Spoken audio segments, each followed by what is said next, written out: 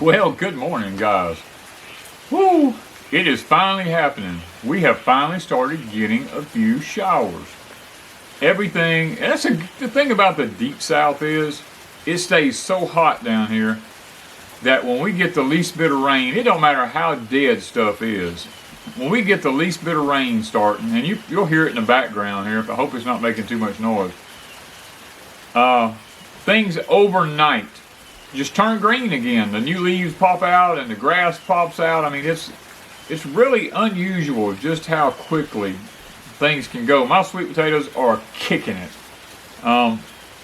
What garden we've got growing is just blowing out at the seams. I mean, we got so many comments about, oh, y'all soil is so sandy. I don't know why you don't put some compost in that. Guys, my soil is so rich. I do soil tests on my soil all the time. And my soil meets all specifications for nutrition and everything. And the proof is in the pudding. I mean, I'm looking up here, the least bit of rain starts like this, and electroculture starts when we get some lightning and stuff like that, and everything just turns vibrant green instantly. And I mean, literally, it's just kicking it right now. I mean, if I was to turn this camera around and show you the place, I hadn't mowed, I refused to mow because of what happened. And it looks horrible, but the grass is almost knee deep in places, and weeds are growing up everywhere. But I told Wanda, I said, you know what? I really don't care. I'm just going to let it go. I said, when we start getting enough rain to justify it, to cutting it, and I know that it's going to have time to come back, and there's enough moisture in the ground, I'll mow the yard. It's killing me because I'm usually one of those kind of real picky about everything. I want everything cut, manicured, and it is what it is. But God's been good. We're getting a slow, steady rain now. Nothing to put water in the pond. That's the one thing about it. We're getting plenty for the gardens now to keep them alive and not flood them. But not much for the ponds as of today. Now, this is not Tuesday I'm shooting this. This is actually a day or two earlier. I'm actually getting this done because I have nothing else to do while it's showering like this. So I figure I'll just shoot porch time. And that's what I'm doing. It is 7:30 in the morning. I done picked 2 gallons of figs this morning. Miss Wanda's canning them, along with 2 gallons we had from yesterday. And I've done hoed most of the garden. We done fed the cows, fed the chickens. I mean, I done pulled weeds. Guys, and it's only 7:30 something in the morning. And if it hadn't started raining, because it's cloudy and it's cool this morning, it's like 73 degrees, I'd still be Cadillacing. But it started raining, so I figured, you know what, I'll just stop and do this, and then I'll go work in the barn, because I can work in there out of the rain. But in thinking about today, you know, I mean, there's a lot of stuff going on around us, guys. I mean, y'all know, there's been the assassination of the PM of Japan. The Sri Lanka prime minister he resigned. You know, I mean, it's just Boris from the European nations, he's resigned. What was it? There's the Georgia guidestones are down. I mean, things are just going crazy everywhere, and I'm like, I told Wanda, I said, I just wonder, do people really have eyes to see what's happening all around them? Everybody's still blowing and going to work every morning, you know, just doing what you're doing, you know, yeah, fuel prices is high, but hey, I gotta go to work, you know, and they're just filling the cars up, filling the trucks up, heading to work, heading home, running here, doing this, doing that. Exactly what the book of Daniel says.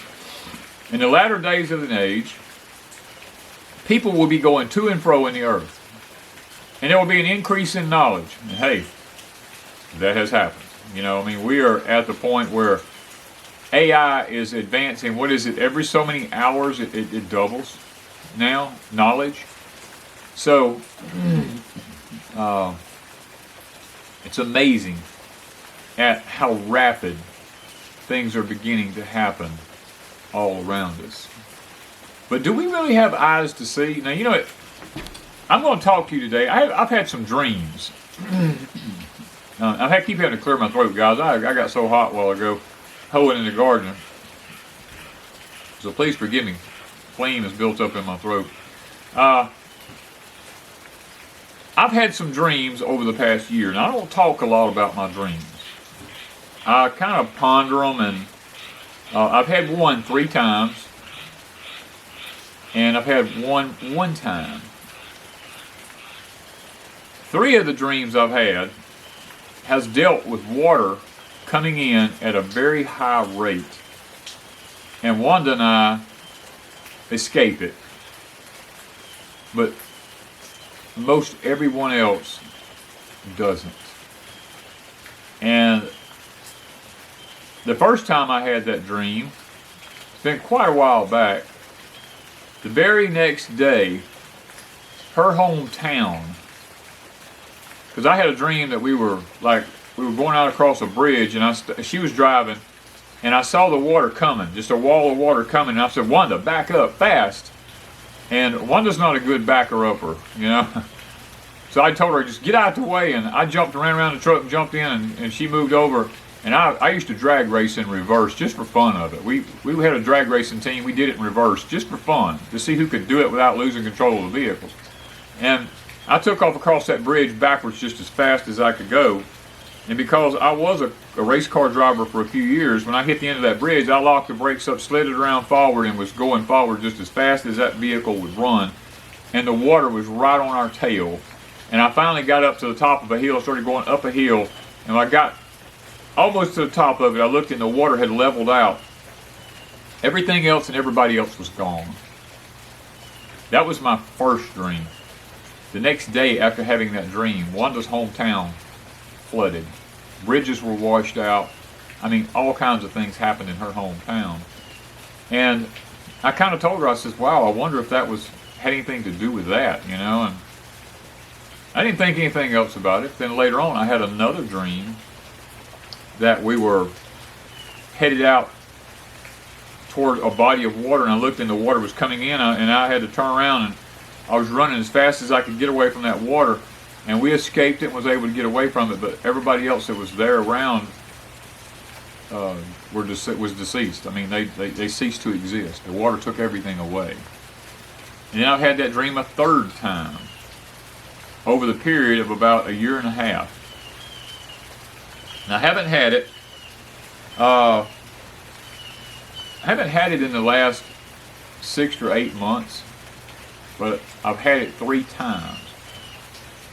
And then here just the other day, a couple of weeks ago, maybe a couple of months ago, let me say that, probably a month or so ago, I had a dream. Now, my father's been gone for 2 years, and my dad didn't drive for the last he was in a wheelchair for probably the last 10 years of his life. But in this dream, we were in a pickup truck. I was in a pickup truck going down an interstate, and I knew where I was, because I knew the interstate. And I looked over, and it was my father driving it. And I said, Dad, what are you doing driving? And he said, son, pay attention. He said, do you see? Look. And I'm looking out, and I'm like, Dad, what are you talking about? He said, son, look. Pay attention. Look.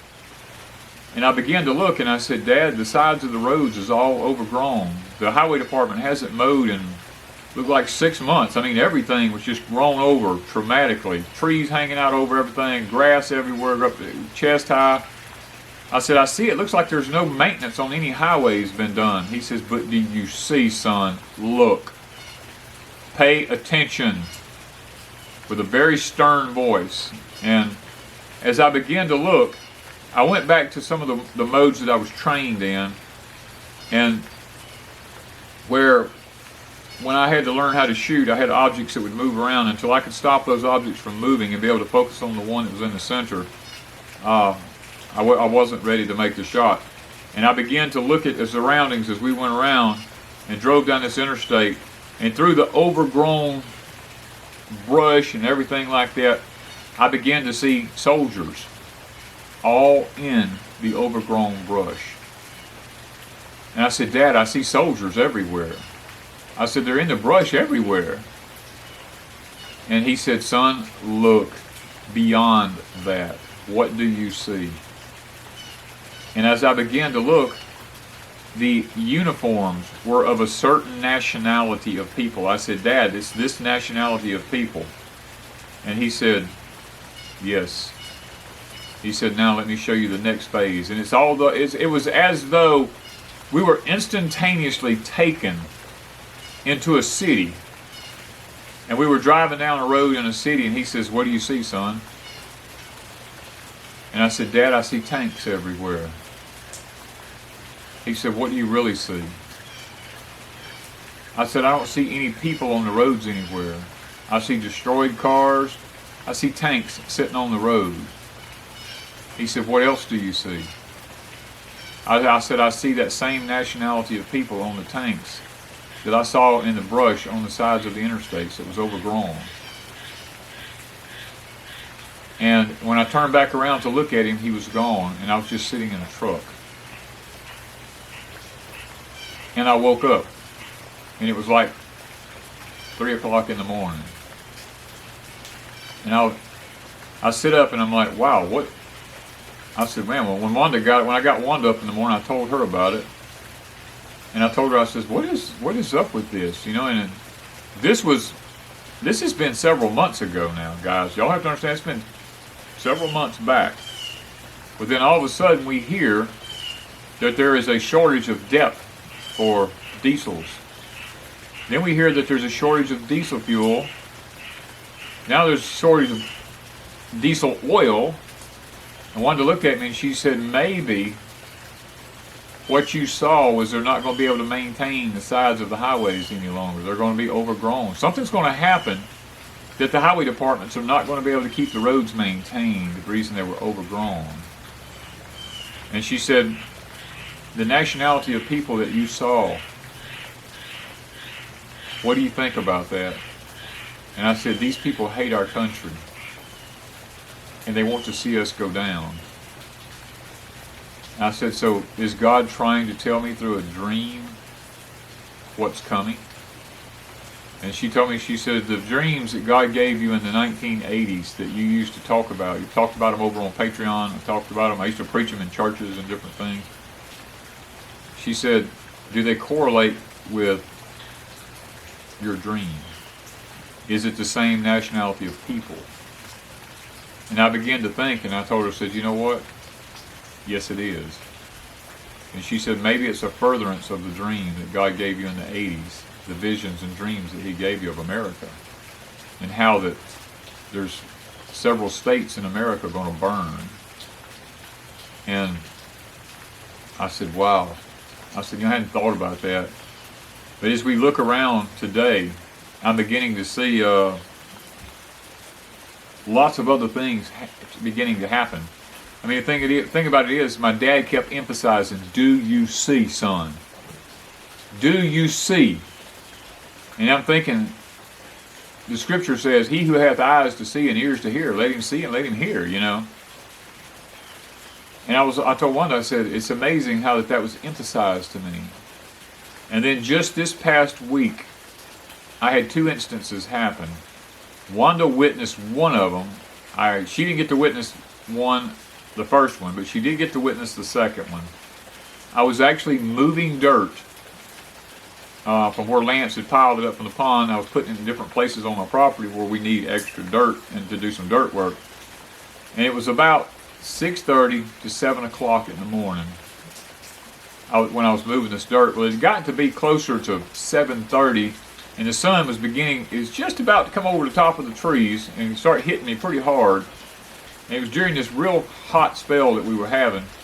And usually when it starts hitting me where I can't get out of it, I just quit doing that. I quit moving dirt, and I go and do something inside a barn or inside the shop or something of this nature, or in a shade.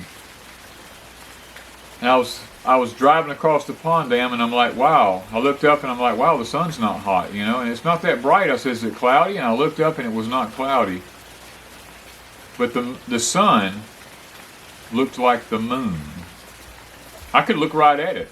It was just a ball sitting there. And as I drove across the pond dam, I looked at it and I said, what is up with that? it's not cloudy. There's no clouds in the sky. And here's this ball sitting in the sky that it's the sun, but it looked like the moon. I could look at it just like I look at the moon. It didn't hurt my eyes, nothing. And as I drove on down into the pasture and went down there and dumped the dirt, I was coming back and I was like, I kept looking at it. I was like, I've never seen this. I said, how is this possible? And I went on around to the dirt pile and I got a load of dirt and I started coming in my bucket on my tractor. And as I started to make the second trip across the pond down, just looking at the sun, all of a sudden it looked like the moon, and then it was as though someone turned a light switch on. It just gradually started intensifying until it was like so bright I couldn't even look at it. I had to turn my head down, and the intense heat from it was like it was trying to burn me. And I was like, whoa. And I went out and dumped that load of dirt, and I came back and got another load of dirt, and the intensity of that sun out in it was more than what I could really take. It was burning me. And I took that load of dirt, closed the gates, and came in. I told Wanda what had just happened. I said, I'm not believing I saw this. I actually saw someone turn the sun on, like a light switch. And several mornings after that, I tried to look again and see it, but it never did happen again. And I was just like disappointed, because I was like, well, maybe there's a certain time in the morning they do this or something. For a few seconds it happens, but I never seen it again. And then maybe a week later, which probably from shooting of this video, probably a week prior to shooting this video, I was out in the afternoon. We've been so hot. I mean, it was blistering hot. It's like 110-degree heat index. And I'd been in the house a good portion of the day doing other things. And about 6:30, 7 o'clock, I told Wanda, I said, maybe it's cooled off enough I can go back outside. I had to work on the greenhouses. I mean, we have to water. We have to pick figs. There's things we have to do. And I went outside, and around 7:30, I had my sunshades on because riding the Ranger and everything, the sun's just so bright in my eyes. I looked at the sun. It had started to go down behind the trees a little bit, and it was kind of like shaded some. But I could catch some breaks in it where the leaves was blocking the sun, but I could still see around the sun. And all of a sudden I looked, and here's this big round turquoise blue object on the lower side of the sun. And I kept looking. I said, what is that? And I went several different locations on my property where I could look through the trees and have some of the intensity of the sun blocked off of me. And I could see this big blue object beside the sun. I flew to the house. I was like, Wanda, you've got to see this. You got to tell me if you see this. And she came outside, and I told her, says, get here, let's get behind the shade of these trees where the sun's not too bright on your eyes. I give her my sunshades. I said, look at these sunshades. What do you, and she finished my sentence for me. I said, what do you, and she said, I see a big blue object. I said, yes, do you see that? And she said, yes, it's like below the sun over to the side. And I said, yes. I said, then you do see that? And she said, yes, I see it. It's plain as day. And I was like, okay, I just want to know for sure I wasn't seeing something that I didn't know anything about. I mean, I just want to know it was really real.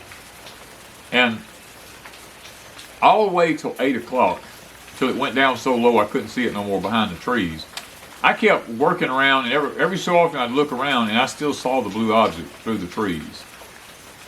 Well, this past week, I got emails from people who had taken pictures of the sun, a bunch of chemtrails that was blocking out the intensity of the sun, and over to the side, just like what I saw, was this blue object that looked like a miniature planet sitting there. And I told Wanda, because we mentioned this on our live show the other night. We talked about this on the live show on Saturday night. And I guess the ones who watched the live show sent us the emails saying they had seen the same thing and they had pictures of it. And I told Wanda, I said, yep. I said, it's happening. I've been told by sources that there's going to be things that we're going to see that's been being hid by the government for years. But there's going to come a point they can no longer hide it. Because we have a planetary system coming into our solar system.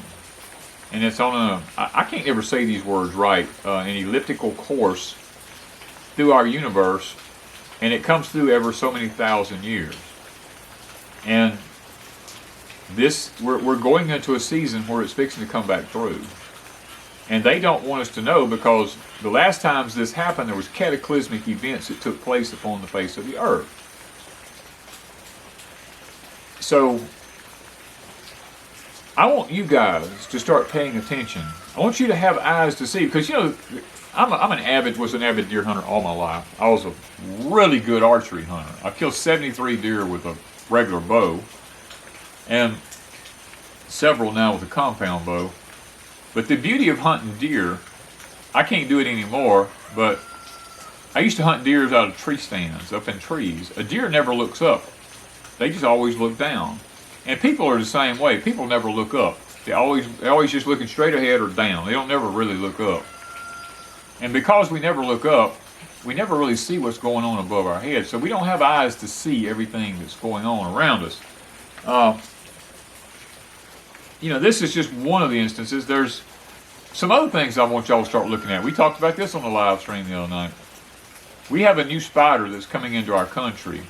I don't know if I pronounce the name right, Joro. It resembles a garden spider a lot, but it's poisonous. And they're coming in by the droves. You're going to start seeing spider webs everywhere. And this spider is toxic, it's poisonous, it's coming from a foreign country.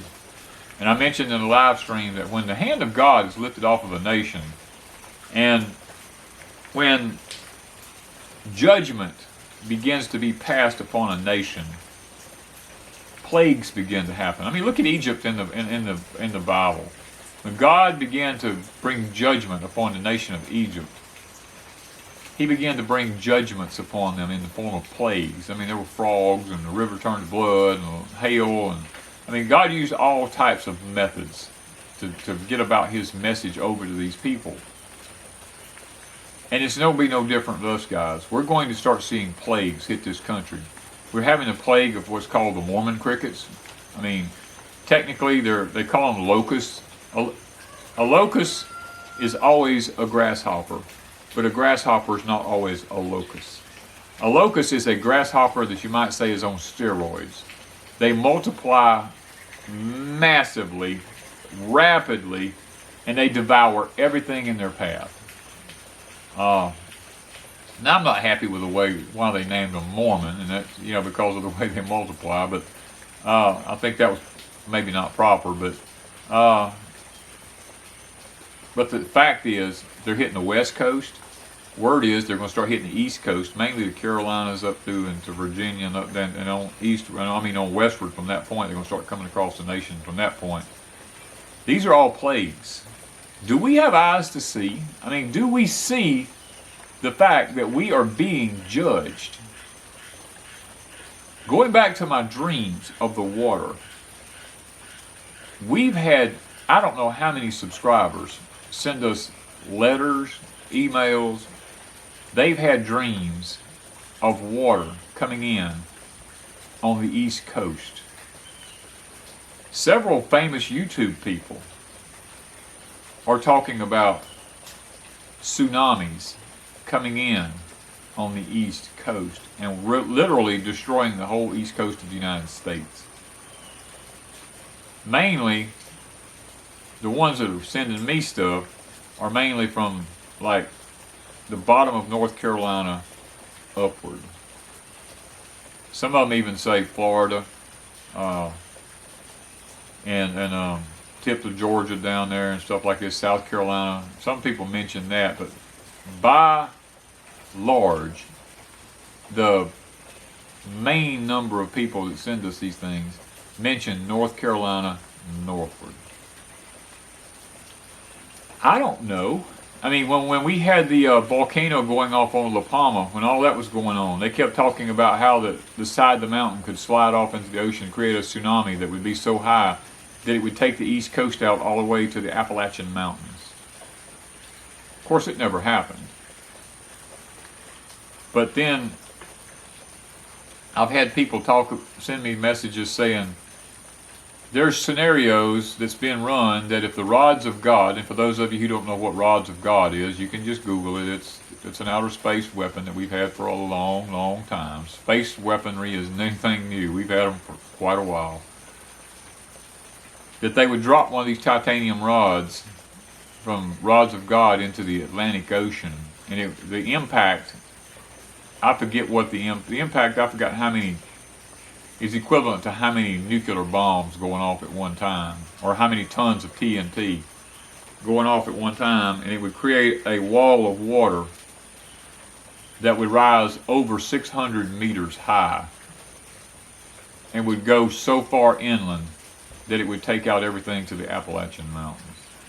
And then it would take out all Florida and the Gulf of Mexico, come out, and there's maps out there that shows what all this would take out. I don't know. I'm not God. But the thing about it is all this stuff is out there, guys. Do we really have eyes? I mean, do we have eyes to see? Look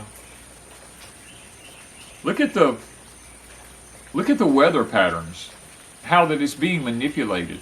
I mean, right now we have a La Nina in the Pacific. It's been out there now for 2 or 3 years.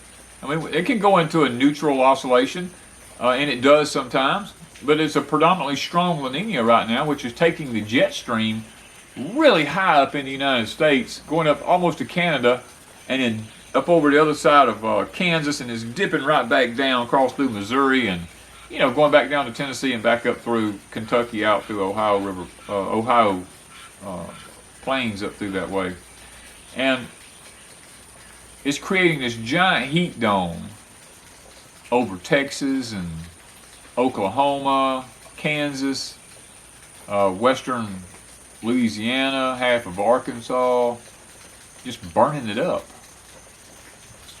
And then severe weather is coming across the northern parts of it, up through the Great Plains, up through that way, and dropping down, coming down through Missouri, and keeping them wetter than they normally would be. And then the destructive weather's hitting Tennessee and Kentucky, and taking those stuff and creating derechos all the way across Ohio and Indiana and all through there, destroying everything.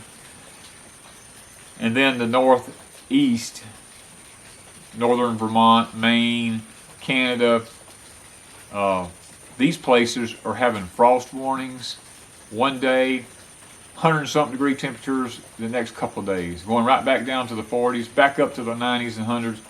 Just yo-yo weather we're having. I mean, guys, down here where I'm living at, we're having sweltering heat, Gulf moisture pouring in here on us. It's amazing. Do we really see what's happening with the weather? Do we see what they're doing with the weather, guys? I mean, I may get in trouble for this video today. I don't know, but you know what? I gotta do it. I hope not. But do we see everything? I mean, do we have eyes to see what's happening in the world today? Do we not realize, and do we not see we're in I didn't say it's the last days of the world. We're not coming to an end, okay? Don't get that wrong. The world's not fixing to end. But we're coming to the latter days of an age that's spoken of in the scriptures. It's called the church age. And when we get to the end of this church age, we're going to go into a very traumatic period of history called the Great Tribulation in the Bible, is the way it's worded in the scriptures, as the Great Tribulation, or Jacob's trouble, or the wrath of God. I can't say the wrath of God, because the wrath of God doesn't begin at the first part of the tribulation. The wrath of God does not actually begin until the middle of the tribulation. The first part of the tribulation is actually peaceful. There's going to be a great peace treaty created with Israel. I mean, the Middle East is going to be at peace, and all this kind of stuff's going to happen. First part of the tribulation is not even going to be bad. It's not till the middle of the tribulation that the wrath of God takes place.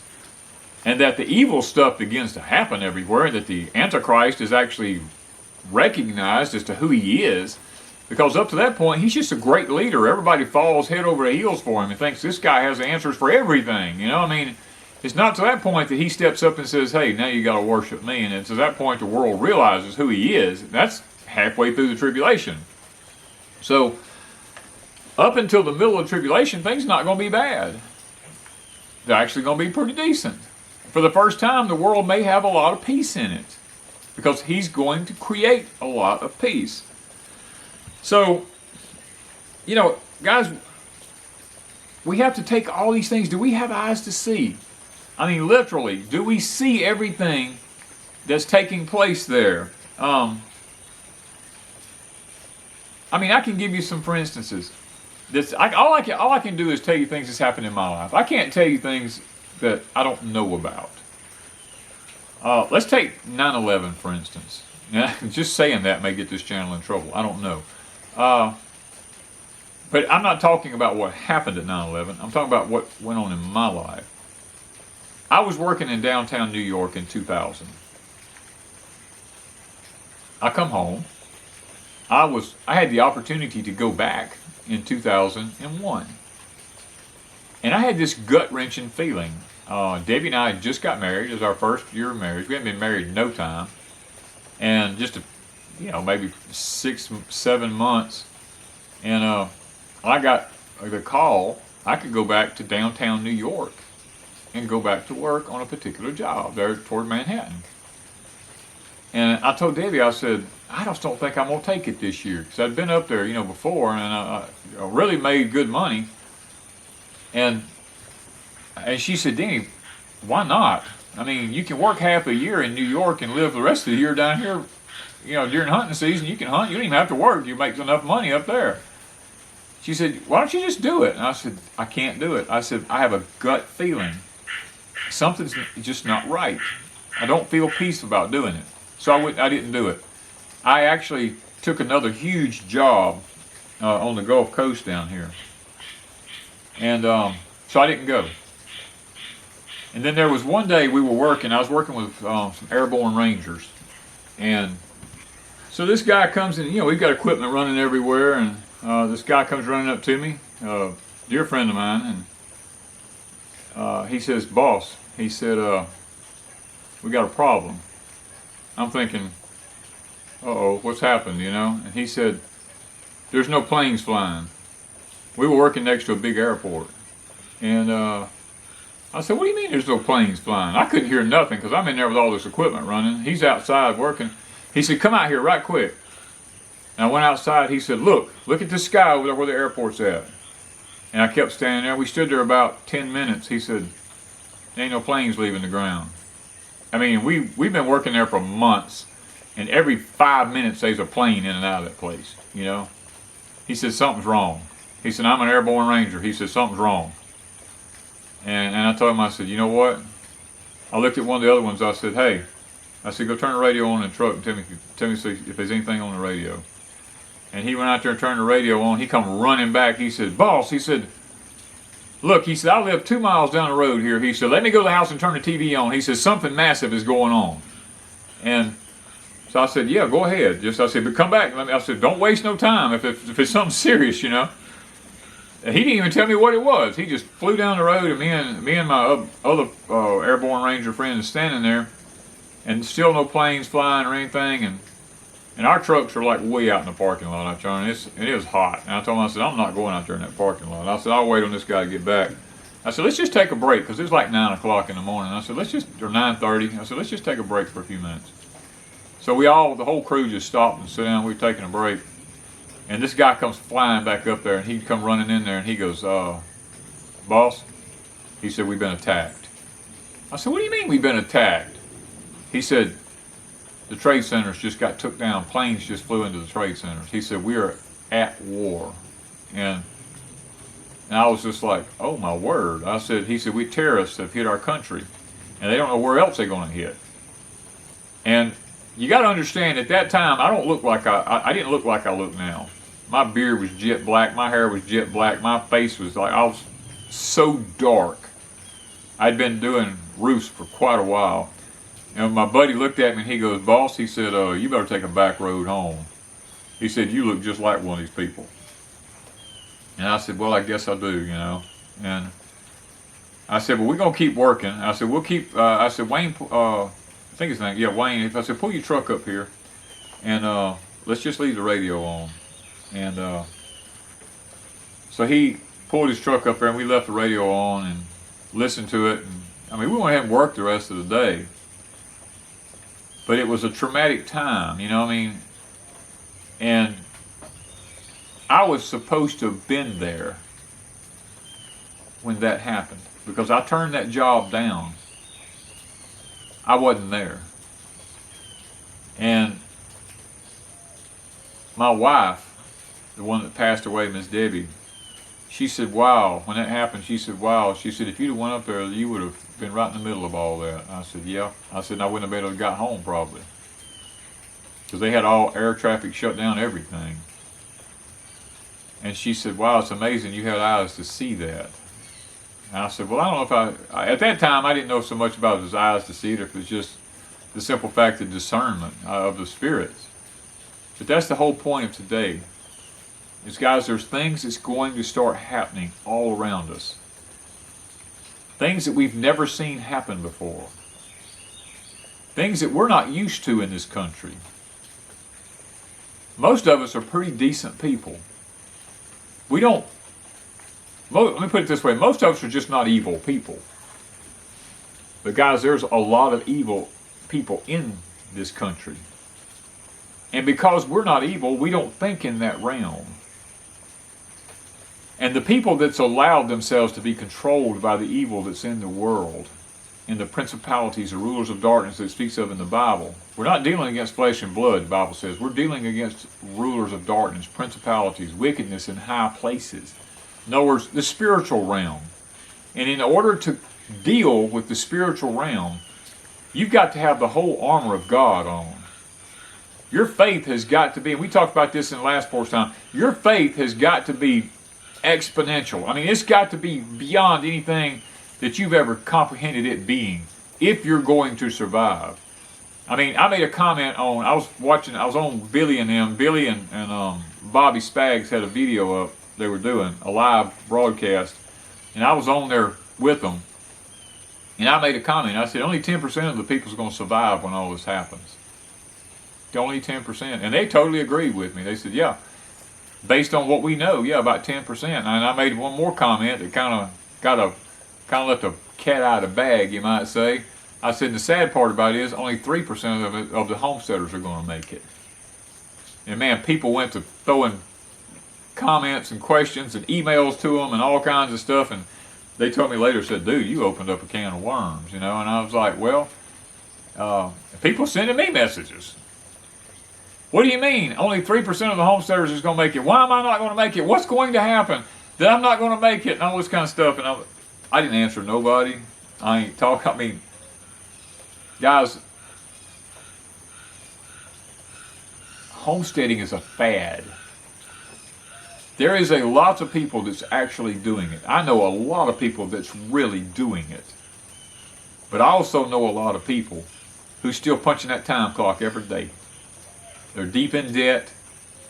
They got a homestead with some animals and little raised beds and stuff like that. Let me tell you something. If there's one thing in this world I know, it's how to survive. And there ain't no guarantee I'll survive. But it takes 9,000 square feet. Now, let me go back with you. Now, I've talked about this before. Let me go back with you. Back into the 1920s and the 1930s. During those times, and you can look it up if you don't believe me. During those times, the average that the United States Agriculture Department said, the average amount of ground that it takes to feed one person in a family was 2 acres. Now think about that. You know why our forefathers owned large pieces of property? It took a lot of land to feed them. Now you have to understand, back then they had no technology. Fast forward to today, we have a lot more technology. We have a lot more mechanized ways of doing things. We have drip irrigations. We have We can do square foot gardening. We can do raised beds. I mean, we have lots of stuff at our fingertips that our forefathers didn't have. But even at that, the new amount of ground that it takes to feed a person and a family is 9,000 square feet. Now you stop and think about that. 9,000 square feet of garden per person in the family to be sustainable. Now, if you like, that is to have your, guys, y'all see, we got little birds all over the handrails of the porch here. If y'all see me looking to the side, that's what it is. These little birds are hopping on the handrails. But when you start thinking about the wheat that it takes to be able to make bread, the corn it takes to be able to feed chickens and animals and to provide meat for you on your homestead, to provide your cornmeal, your corn flour, your grits, your regular flour, all this kinds of stuff. I even question 9,000 square feet because I don't think it's possible at 9,000. I think you got to have more than that, but that's what the new numbers is they're kicking out here at us. So stop and think about that.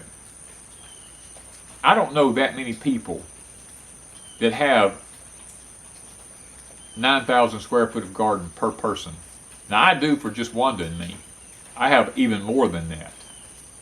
And we're struggling with the disease and the pestilence and the heat, the weather anomalies and all that stuff. We're struggling to make that happen with just the two of us with more than 9,000 square feet per person. So I can only imagine what, if something massive really happens, what will actually happen to a majority of the people that call themselves homesteaders. And I'm not singling out anybody. I mean, I'm included in that because I don't even know if I'll make it. I hope that I would. But all it takes is one physical issue so that one of you's not functioning like you need to, and everything changes completely. So, yeah, it could get to be kind of tricky. So, guys, do we have eyes to see what's really going to happen and how it's happening all around us right now? I mean, you do realize we are at war. You do realize World War III has started. I hope you realize that. I hope you've had eyes to see that. Because anytime you start having food rationing, food cutbacks, supply chain disruptions, whatever you want to call it, fuel shortages, all kinds of things like that starting to happen, guys are pulling food back to be able to supply a military. They're pulling fuel back to be able to supply equipment, weapons, and all this kind of stuff. They're not making depth for diesels. They're making it, but they're shipping it and storing it up for military times, for the military diesels to have. The old days of the multi-fuel engines and stuff like that, probably going to be a thing of the past. You know, the old military trucks used to run off of anything. Whatever you pour in them, they still run, you know. Those days are fast going away. And guys, today, let's open our eyes and let's have eyes to see what's actually going on around us. And think about what you see. Look for the unseen. As my dad told me in the dream, pay attention, son. Look. What do you see? Comprehend what you see. Don't be one of the sheeple just walking along headed to the slaughter and don't even realize it. Be one who discerns and sees what's happening. Thank you guys from Deep South Homestead.